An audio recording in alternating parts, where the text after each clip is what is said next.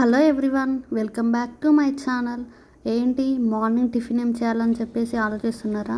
Morning హెల్తీగా weight loss అయ్యే soup చెప్తాను, ట్రై చేయండి మీరు కూడా. ఏం సూప్ అని ఆలోచిస్తున్నారా? అదే అండి, జొన్న పిండితో చేసే జోర్గా ఆట సూప్. ట్రస్ట్ మీ, సూప్ అయితే చాలా అంటే చాలా బాగుంది అసలు. రెసిపీలోకి వచ్చేస్తే ముందుగా ఒక ప్యాన్ పెట్టుకొని ఒక 2 స్పూన్స్ నెయ్యి వేసుకొని అందులో ఒక 4 మిరియాలు, అలాగే 1/2 టీ స్పూన్ జీలకర్ర కూడా వేసి, అలాగే ఆనియన్స్ పచ్చిమిర్చి కూడా వేసి ఒక 2 మినిట్స్ వరకు ఫ్రై చేసుకోవాలి.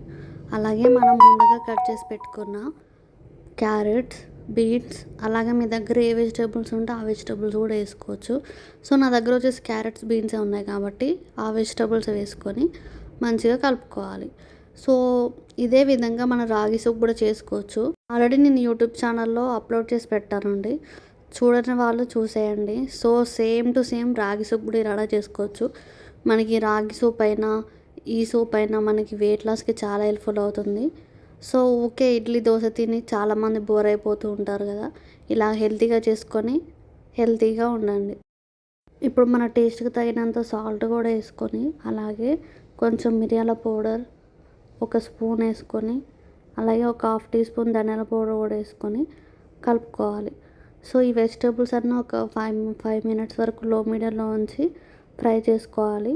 సో ఇప్పుడు ఇందులోకి జొన్న పిండి వేసుకోవాలి కాబట్టి ఒక బౌల్ తీసుకొని అందులో ఒక 3 స్పూన్స్ ఆఫ్ జొన్న పిండిని వేసుకొని కొంచెం వాటర్ కూడా పోసుకొని ఉండలు లేకుండా మంచిగా కలుపుకోవాలి.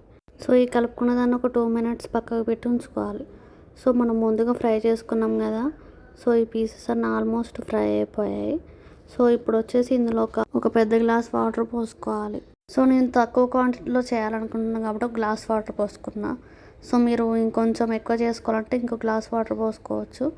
సో ఇదే విధంగా కొద్దిసేపు ఇలా మరుగుతున్న నీటిలో కొంచెం కొత్తిమీర కూడా వేసుకొని మనం ముందు కలిపి పెట్టుకున్న జొన్న పిండిని కూడా వేసుకొని మంచిగా కలుపుకోవాలి. సో చూసారు కదా, సో ఇలానే 5 మినిట్స్ వరకు సూప్ని ఒక లో ఫ్లేమ్లో ఉంచితే మనకి సూప్ ఇలా రెడీ అయిపోతుందండి. ఇంతే అండి, ఎంతో హెల్తీ అయినా జొన్న పిండి సూప్ రెడీ అయిపోతుంది. ఒక బౌల్లో ట్రాన్స్ఫర్ చేసుకొని వేడిగా తింటే చాలా టేస్టీగా ఉంటుంది. సో నా వీడియోలు మీకు నచ్చినట్లయితే లైక్ అండ్ షేర్, సబ్స్క్రైబ్ చేయండి. Thank you for watching my video.